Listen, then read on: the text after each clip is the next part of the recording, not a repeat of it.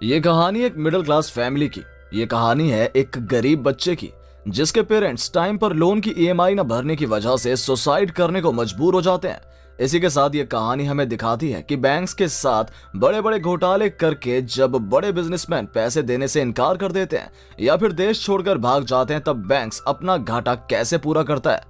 तो movie plot के suspense को ज्यादा रिवील न करते हुए शुरू करते हैं एक्शन और आज की कड़वी रियलिटी पर बेस्ड इस धमाकेदार मूवी की कहानी, जिसका नाम है सरकार की बोली।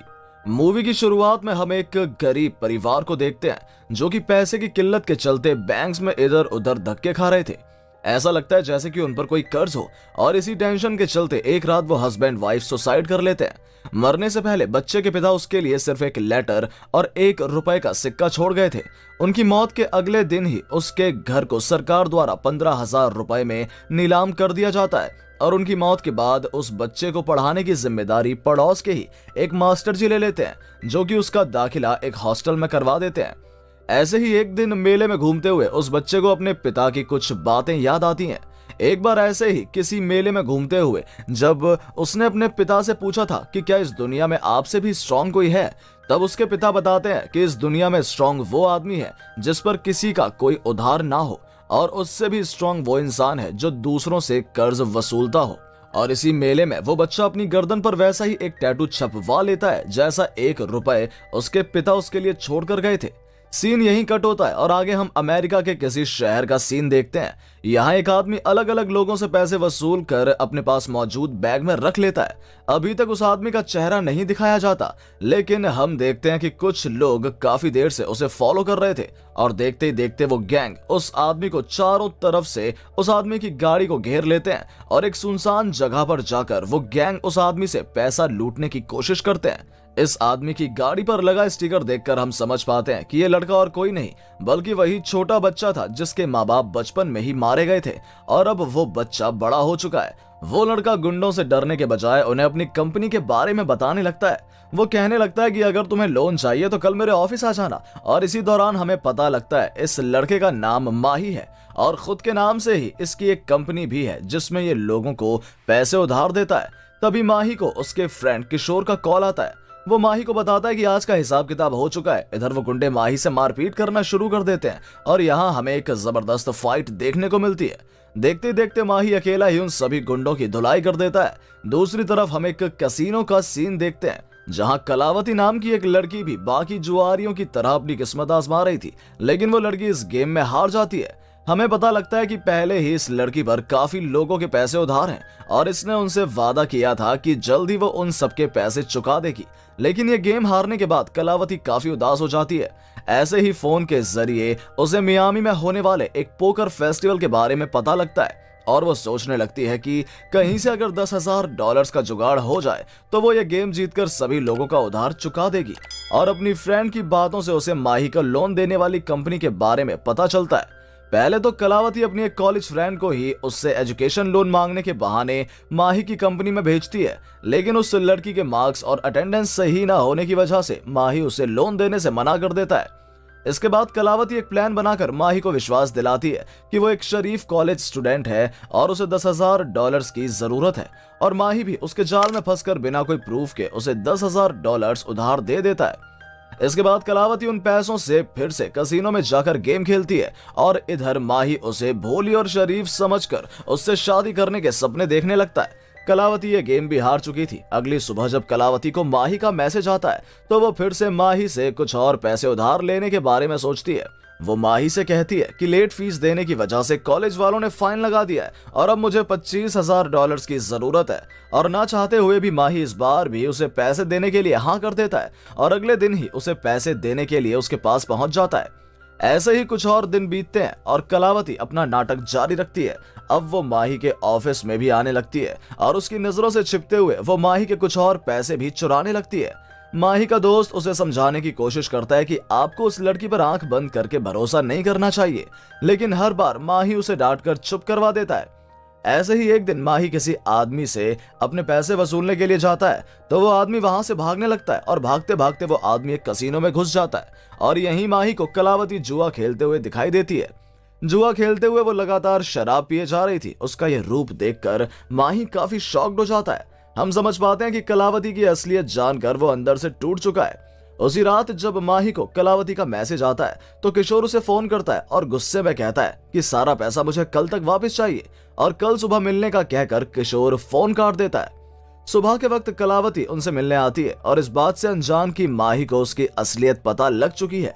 वो फिर से शरीफ बनने का नाटक करने लगती है और माही के कहने पर किशोर जब बार बार उससे अपने पैसे मांगने लगता है तो वो किशोर को चांटा मार देती है। वो कहने लगती है कि मेरे पास पैसे नहीं है, जो करना है कर लो। ये बात सुनकर माही भी उसे एक चांटा मार देता है। इसके बाद कलावती अपने पापा को कॉल करती है और रोते हुए अपने पापा को अपनी बात बताने लगती है, जिसके बाद उसके पिता उधार देने वाले से बात करवाने को कहते हैं। और जब माही उससे गुस्से में अपने पैसे मांगता है तो कलावती के पिता कुछ ही सेकंड्स में वहां पुलिस भिजवा देते हैं और किशोर के कहने पर माही वहां से निकल जाता है। सीन यहीं कट होता है। आगे हम माही को मियामी एयरपोर्ट पर देखते हैं। तभी उसे किशोर का कॉल आता है और उससे पूछने पर माही बताता है कि मैं इंडिया जा रहा हूँ कलावती के बाप से अपने पैसे वापस लेने। यही माही को एक औरत दिखाई देती है। उसे देखकर माही को समझ आता है कि ये जरूर किसी बड़ी परेशानी में है। सीन यहीं कट होता है और आगे हम माही को वैजाग यानी कि विशाखापट्टनम के एयरपोर्ट से टैक्सी लेते हुए देखते हैं। होटल के पैसे बचाने के लिए माही उस टैक्सी ड्राइवर के घर पर ही किराए पर रहने की सोचता है और यहीं माही को अपने मास्टर जी दिखाई देते हैं जिसने बचपन में उसका दाखिला हॉस्टल में करवाया था। दूसरी तरफ हम कलावती के पिता राजेंद्र नाथ को देखते हैं। हम देखते हैं कि लोन रिकवरी के लिए आए एजेंट्स को राजेंद्र नाथ ने अपने आदमियों से बुरी तरह पिटवाकर उन्हें बांधकर अपने पोर्ट पर रखा हुआ था। राजेंद्र नाथ की बातें सुनकर और ये सब देखकर हम समझ जाते हैं कि राजेंद्र नाथ दुनिया की नजर में तो एक बिजनेसमैन है, लेकिन असलियत में वो किसी गुंडे से कम नहीं है। काफी अमीर होने के साथ साथ वो काफी ज्यादा पावरफुल भी है। इसके बाद राजेंद्र नाथ उन सभी एजेंट्स को मरवा डालता है। अगले दिन माही राजेंद्र नाथ से मिलने के लिए उसके ऑफिस में पहुंच जाता है और बिना किसी डर के वो राजेंद्र नाथ को बताता है कि मैं वही इंसान हूं जिससे फोन पर तुम्हारी बेटी ने बात करवाई थी और मैं यहाँ अपने $10,000 लेने आया हूँ जो मैंने तुम्हारी बेटी को उधार दिए थे। राजेंद्र नाथ उसे पैसे देने से साफ मना कर देता है और अपने गार्ड्स को उसे यहाँ से बाहर निकालने को कहता है। तो माही ये कहते हुए वहां से निकल जाता है कि जब तक आप मेरे पैसे नहीं दे देते तब तक मैं यहाँ आता रहूंगा और अपने पैसे मांगता रहूंगा। ऐसे ही एक दिन राजेंद्र नाथ जब कहीं जा रहा था तो माही उसका रास्ता रोककर खड़ा हो जाता है। हालांकि राजेंद्र नाथ का मन तो करता है कि वो इस लड़के को यहीं खत्म कर दे, लेकिन इतने सारे लोगों के सामने राजेंद्र नाथ चाहकर भी ऐसा नहीं कर पाता। रात के वक्त माही जब अपने रूम में लौटता है तो वो मास्टर जी की पत्नी को अपने घर के बाहर खाने का डिब्बा लेकर खड़े हुए देखता है। दरअसल मास्टर जी ड्यूटी पर अपना खाना ले जाना भूल गए थे। यहाँ मास्टर जी की पत्नी की बातों से माही को पता लगता है कि लिए गए लोन को चुकाने के लिए मास्टर जी डबल शिफ्ट में जॉब करते हैं और रात के समय वो एक एटीएम के बाहर गार्ड की नौकरी करते हैं। इसके बाद माही वो खाना मास्टर जी को देने के लिए चाहता है और उनकी बातें सुनकर माही को अपने बचपन की याद आ जाती है। हालांकि माही उनसे कहता है कि आपका जितना भी लोन बकाया है मैं उसे चुका देता हूँ, लेकिन मास्टर जी इसके लिए मना कर देते हैं। अगले दिन माही जब बीच पर टहल रहा था तभी राजेंद्र नाथ के भेजे हुए गुंडे उस पर अटैक करते हैं। वो गुंडे मछली पकड़ने वाला जाल घेर कर माही को उसमें फंसा लेते हैं और लगातार उसे पीटने लगते हैं, लेकिन किसी तरह से माही उस जाल को तोड़कर आजाद हो जाता है और एक एक करके उन सभी गुंडों को धोने लगता है और देखते ही देखते माही उन सभी को बेहोश कर देता है। कुछ देर बाद ही जब उसे राजेंद्र नाथ का फोन आता है तो माही उस फोन को उठाता है। राजेंद्र नाथ उसे अपना आदमी समझकर पूछता है कि क्या काम हो गया, तो माही जवाब देते हुए कहता है कि अगर एक छोटी मछली शार्क से लड़ती है तो क्या होगा, वही हुआ है यहाँ। इसके कुछ देर बाद ही मीडिया भी यहाँ पहुंच जाती है तो माही उन्हें बताता है कि राजेंद्र नाथ ने मुझे $10,000 देने हैं। और जब मीडिया के लोग उससे पूछते हैं कि आखिरकार राजेंद्र नाथ ने तुमसे $10,000 उधार क्यों लिए, तो माही कहने लगता है कि ये बात आप उन्हीं से जाकर पूछिए। मीडिया में इस तरह अपना मजाक बनते देख राजेंद्र नाथ माही को अपने ऑफिस में बुलवाता है। यहाँ बुलाकर राजेंद्र नाथ माही को बताता है कि मैं तुम्हारे पैसे इंटरेस्ट के साथ वापस देने के लिए तैयार हूँ, लेकिन एक कंडीशन पर। तुम्हें मीडिया के सामने कहना होगा कि मैंने तुमसे कोई भी पैसा उधार नहीं लिया। जो कुछ भी तुमने किया वो तुमने मुझे ब्लैकमेल करने के लिए किया। ये सब सुनकर माही कुछ देर सोचता है और वो राजेंद्र नाथ की हाँ में हाँ मिलाते हुए ऐसा करने के लिए मान जाता है। इसके कुछ देर बाद ही काफी सारे मीडिया के लोग को राजेंद्र नाथ के ऑफिस में बुलाया जाता है और जब अपना गुनाह कबूल करने के लिए माही को माइक दिया जाता है तो माही कहता है कि यह बात सच है कि राजेंद्र नाथ ने मुझसे $10,000 नहीं लिए। उन पर $10,000 का उधार नहीं है। और ये बात सुनकर मीडिया वाले उसे अनाप शनाप बोलने लगते हैं कि तभी माही जोर से बोलता है कि राजेंद्र नाथ पर $10,000 नहीं बल्कि 10,000 करोड़ का उधार है। वो कहता है कि जब तक राजेंद्र नाथ मुझे अमाउंट नहीं चुका देते तब तक मैं वैजाग नहीं छोड़ूंगा। ये कहते हुए माही वहां से निकल जाता है और ये खबर भी मीडिया में आग की तरह फैल जाती है, जिसके बाद राजेंद्र नाथ की कंपनी के डायरेक्टर्स उसी पर फ्रॉड होने का शक करने लगते हैं और राजेंद्र नाथ को उसी की कंपनी से बाहर निकालने की बातें शुरू हो जाती। जब राजेंद्र नाथ माही को कॉल करके उससे पूछता है कि आखिर तुम ये सब क्यों कर रहे हो, तो माही मिलने के लिए उसे दिल्ली आने को बोलता है। और जब राजेंद्र नाथ दिल्ली आता है तो माही उसे एक जेल में लेकर जाता है। जेल में हम उसी औरत को देखते हैं जो कुछ दिन पहले ही माही से एयरपोर्ट पर मिली थी। और यहाँ हमें पूरी कहानी समझ आती है। हमें पता लगता है कि जेल में बंद ये महिला एक सीनियर बैंक ऑफिशियल है जो कि 10,000 करोड़ के फ्रॉड केस में जेल में सजा काट रही है। जब पहली बार माही इस औरत से एयरपोर्ट पर मिला था तभी पुलिस ने उसे वहां से हिरासत में ले लिया था। उसी औरत के बताने पर माही को पता लगा था कि राजेंद्र नाथ ने उनके बैंक से 10,000 करोड़ का लोन लिया था, जिसे चुकाने से अब वो मना कर रहा है। दरअसल आज तक उस लोन को चुकाने के लिए राजेंद्र नाथ घर पर कोई नोटिस पहुंचा ही नहीं है और उस लोन को पास करने की वजह से अब सारा इल्जाम उस सीनियर अधिकारी पर था जिसने उस लोन को पास किया था। उस वक्त एयरपोर्ट पर वो सीनियर ऑफिसर बताती है कि एक तरफ बड़े बड़े बिजनेसमैन हम जैसे बैंक्स को लूट रहे हैं और वहीं अगर मिडिल क्लास और गरीब लोग अपनी एक ईएमआई भी टाइम पर नहीं भरते तो रिकवरी एजेंट्स उन्हें धमकाने लगते हैं, जिस वजह से काफी सारे परिवार तो मास सुसाइड भी कर लेते हैं। ये सब सुनकर माही को फिर से अपने बचपन की याद आ जाती है और वो ये फैसला लेता है कि वो किसी भी तरह राजेंद्र नाथ से वो लोन अमाउंट वापस दिलवा कर रहेगा। और जब जेल में माही ये सब बातें राजेंद्र नाथ को बताता है तो राजेंद्र नाथ उस पर हंसने लगता है। इसके बाद राजेंद्र नाथ उसे अपने साथ चलने को कहता है। सबसे पहले Rajendra Nath ministry of finance के ऑफिस में वित्त मंत्री से मिलने के लिए जाता है और ऐसे ही वो माही को अपने साथ लेकर department of commerce, ministry of corporate affairs और दिल्ली में मौजूद सभी बड़ी बड़ी सरकारी बिल्डिंग्स में जाता है और माही को एहसास दिलाता है कि उसकी पहुंच कहां तक है। राजेंद्र नाथ उसे बताता है कि ऐसे ही मैंने कई बार बड़े बड़े लोन्स हड़पे हैं, लेकिन आज तक किसी बैंक ऑफिशियल की हिम्मत नहीं हुई कि वो मेरे घर पर आकर मुझे किसी तरह का नोटिस दे सके। ये सुनकर माही राजेंद्र नाथ से वादा करता है कि कल सुबह तक बैंक का नोटिस आपके घर तक पहुंच जाएगा। तो राजेंद्र नाथ उसे कहता है कि मेरे घर की निगरानी 2 शहर करते हैं, मेरे आदमियों से बचकर मेरे घर तक पहुंचना नामुमकिन है। सीन यहीं कट होता है और आगे हम माही को उसी बैंक में जाते हुए देखते हैं जहां से राजेंद्र नाथ ने 10,000 करोड़ का लोन लिया था।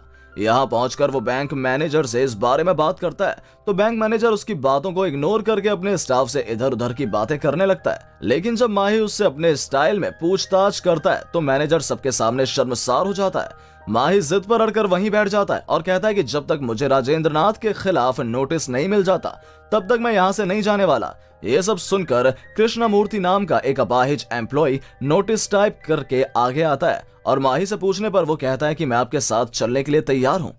इसके बाद वो दोनों बाइक पर राजेंद्र नाथ के घर की तरफ निकल जाते हैं, लेकिन रास्ते में खड़े लोगों को देखकर उन्हें वापस लौटना पड़ता है। लेकिन कुछ देर बाद ही माही एक ट्रक लेकर फिर से वापस आता है और रास्ते में पड़े हुए सभी सामान को उड़ाने लगता है। ट्रक की स्पीड देखकर ज्यादातर गुंडे घबराकर वहां से भाग जाते हैं और बाकी ट्रक से टकराने की वजह से घायल हो जाते हैं। और जैसा कि माही ने वादा किया था, ठीक 11 बजे माही बैंक का नोटिस लेकर राजेंद्र नाथ के पास पहुंच जाता है। अब तक कलावती भी अमेरिका से लौट चुकी थी और अपने अंकल सुब्राजू से मिलकर वो माही से मिलने का प्लान बनाती है ताकि किसी तरह से वो माही से अपने डैड का पीछा छुड़वा सके। इसलिए वो माही को मिलने के लिए अपने फार्म हाउस पर बुलाती है। यहाँ कलावती जब उससे पूछती है, मैंने तो सिर्फ तुमसे $10,000 लिए थे, तो तुम मेरे डैड से 10,000 करोड़ क्यों मांग रहे हो? तो माही उन्हें एक झूठी कहानी सुनाता है। वो कहता है कि अमेरिका में मैंने तुम्हारी वजह से अपनी गर्लफ्रेंड का दिल तोड़ दिया था, जिसकी प्रॉपर्टी 10,000 करोड़ की थी, इसलिए मैं वो रकम तुम्हारे डैड से वसूलना चाहता हूँ। इसके साथ ही वो कहने लगता है कि मुझे अपनी गर्लफ्रेंड की टांग पर टांग रखकर सोने की आदत थी और जब से वो मेरी जिंदगी से गई है तब से मैं चैन से सोया तक नहीं। ये कहते हुए कलावती को उसके साथ सोने के लिए कन्वेंस करने की कोशिश करने लगता है। वो कहने लगता है कि या तो मुझे 10,000 करोड़ दो या फिर सोने में मेरी मदद करो, जिसके बाद ना चाहते हुए भी कलावती उसके साथ रुकने के लिए मान जाती है और हम माही को कलावती की टांग पर पैर रखकर सोते हुए देखते हैं। अगले दिन भी माही सुब्राजू को यह कहकर ब्लैकमेल करता है कि अगर तुम कलावती को नहीं लाए तो मैं ये सारी बात राजेंद्र नाथ को बता दूंगा कि तुमने पिछली रात उसको मेरे साथ अकेला छोड़ा था, इसलिए उसे फिर से कलावती को उसके पास ले जाना पड़ता है ताकि माही अच्छी नींद सो सके। ऐसे ही दिन बीतने लगते हैं। शुरू शुरू में तो कलावती को माही के साथ इस तरह सोने में काफी परेशानी होती है, लेकिन धीरे धीरे उसे माही की आदत पड़ने लगती है। अब माही के बिना उसे नींद ही नहीं आती थी और कुछ दिन बाद माही को पता लगता है कि जो नोटिस बैंक ने राजेंद्र नाथ को इशू किया था, सुप्रीम कोर्ट ने उस पर रोक लगा दी है। दरअसल राजेंद्र नाथ ने अपनी पॉलिटिकल जान पहचान की वजह से ऐसा करवाया था। तभी माही को राजेंद्र नाथ का कॉल आता है। वो चिल्ला चिल्ला कर माही को बताने लगता है कि अब अगले 6 महीने तक मेरे खिलाफ कोई भी कार्यवाही नहीं हो सकती। वो कहने लगता है कि मैं चाहे जितना मर्जी लोन लूं, लेकिन उसे भरने की तारीख कभी नहीं आएगी और मुझे कोई छू नहीं सकता। राजेंद्र नाथ की बातें उसका परिवार भी सुन रहा था और अब जाकर कलावती को एहसास होता है कि उसके पिता जो कुछ भी कर रहे हैं वो गलत है। अब कलावती को माही एक अच्छा लड़का लगने लगता था। अगले दिन रिकवरी एजेंट्स मास्टर जी के घर पर आकर उसे तंग करने लगते हैं, क्योंकि मास्टर जी की 2 EMI अभी पेंडिंग थी। उनकी पत्नी की खराब तबीयत के चलते मास्टर जी वो पैसा नहीं चुका पाए थे। और जब माही उन एजेंट्स को मास्टर जी की पत्नी के खिलाफ अनाप शनाप बकते हुए सुनता है, तो वो उन एजेंट्स को पीट पीट कर वहां से भगा देता है। इसके साथ ही माही मास्टर जी के घर के बाहर एक बोर्ड भी लगा देता है, जिस पर लिखा था कि बैंक एम्प्लॉयज और रिकवरी एजेंट्स का यहाँ आना सख्त मना है और जब तक राजेंद्र नाथ अपना लोन नहीं चुका देते तब तक हम कोई भी EMI नहीं भरेंगे। और जब सोसाइटी के लोग माही से यहाँ मारपीट करने की वजह पूछते हैं, तो वो उन्हें समझाता है कि राजेंद्र नाथ के ऊपर जो भी लोन पेंडिंग है, बैंक वाले इंटरेस्ट चार्ज या प्रोसेसिंग फीस बढ़ाने का बहाना बनाकर आम लोगों से ही उसकी भरपाई करवाने लगते हैं। और जब उन लोगों को ये बात समझ आती है, तब सोसाइटी के लोग मिलकर उस सोसाइटी के बाहर एक ऐसा ही बोर्ड लगा देते हैं जैसा कि माही ने मास्टर जी के घर के बाहर लगाया था। और कुछ ही दिनों में विशाखापट्टनम के हर उस घर के बाहर ऐसे ही बोर्ड लग जाता है जिसमें बैंक वालों और रिकवरी एजेंट की एंट्री बैन होने की बात लिखी थी। इसके साथ ही उसमें राजेंद्र नाथ के 10,000 करोड़ के लोन की बात भी लिखी गई थी। इसके बाद वो सभी आम आदमी सभी बैंक्स से अपने पैसे विड्रॉ करने लगते हैं। उन सबका यही कहना था कि जब तक राजेंद्र नाथ अपना लोन नहीं चुका देते, तब तक उनमें से कोई भी अपनी EMI नहीं भरेगा, जिसके कारण बैंक्स लॉस में जाने लगते हैं। और एक बार फिर से राजेंद्र नाथ के लोन की बात मीडिया के सामने आने लगती है। ये देखकर वित्त मंत्री राजेंद्र नाथ को कॉल करके बताते हैं कि अगर ऐसा ही चलता रहा तो तुम्हें पार्टी से रिजाइन देना होगा। इस बात से गुस्सा होकर राजेंद्र नाथ उसी रात वैजाग के उस हर एक घर के फैमिली मेंबर को किडनैप करवा देता है, जिसने भी अपने घर के बाहर EMI न भरने का बोर्ड लगवाया था। ऐसे ही मास्टर जी की पत्नी की किडनैपिंग के बारे में भी माही को जब पता चलता है, तो उसी रात वो सभी बैंक्स पर सील बंद ताले लगवा देता है। अपने परिवारजनों की किडनैपिंग के चलते अगली सुबह वो लोग मजबूरन फिर से बैंक के सामने लंबी लंबी लाइंस लगाकर खड़े हो जाते हैं, ताकि वो EMI का पैसा भरकर अपने परिवार वालों को छुड़वा सके।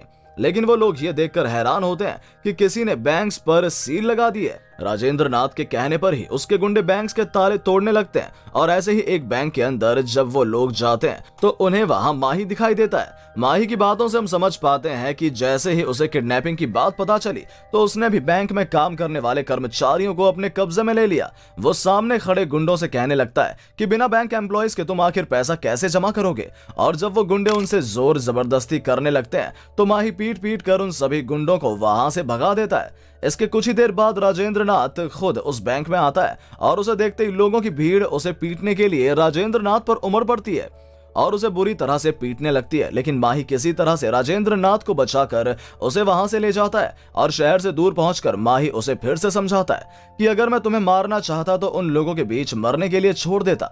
मेरी तुमसे कोई दुश्मनी नहीं है। मैं सिर्फ इतना चाहता हूं कि आपके लिए गए लोन का बोझ उन मासूम लोगों पर ना पड़े जो पाई पाई जोड़कर किसी तरह से अपना घर चलाते हैं। अगर आपने 10,000 करोड़ का भुगतान कर भी दिया तो आपको कोई फर्क नहीं पड़ने वाला। इसके साथ ही वो राजेंद्र नाथ को समझाता है कि अगर आप लोन चुका कर वैजाग वापस आएंगे तो वहां की जनता दिल से आपका स्वागत करेगी, लेकिन अगर आपने ऐसा नहीं किया तो स्वागत थोड़ा अलग होगा। ये कहते हुए माही वहां से निकल जाता है। सीन यहीं कट होता है और आगे हम न्यूज चैनल के जरिए राजेंद्र नाथ को जनता से माफी मांगते हुए देखते हैं और आखिरकार राजेंद्र नाथ बैंक से लिया हुआ 10,000 करोड़ का लोन चुका देता है। इसके बाद बैंक की सीनियर ऑफिसर राजकुमारी माही से मिलने के लिए आती है, जिसे अब जेल से बाइज्जत बरी कर दिया गया था और राजकुमारी माही का दिल से शुक्रिया अदा करती है। मूवी के एंड में यह रिवील होता है कि राजकुमारी के बार बार परेशान करने की वजह से ही बचपन में माही के माता पिता आत्महत्या करने को मजबूर हुए थे। माही ये बात काफी पहले से जानता था, लेकिन वो उसका गुस्सा राजकुमारी से नहीं बल्कि इस सिस्टम से था, जिसकी वजह से उसके पेरेंट्स आज इस दुनिया में नहीं थे। और इसी सीन के साथ ये मूवी भी खत्म होती है। दोस्तों, अगर आपको मेरे चैनल की एक्सप्लेनेशन अच्छी लगती हो तो चैनल को सब्सक्राइब और वीडियो को लाइक करना ना भूलें। तो मिलते हैं जल्दी अगली इंटरेस्टिंग एक्सप्लेनेशन के साथ। Till then, bye bye and take care.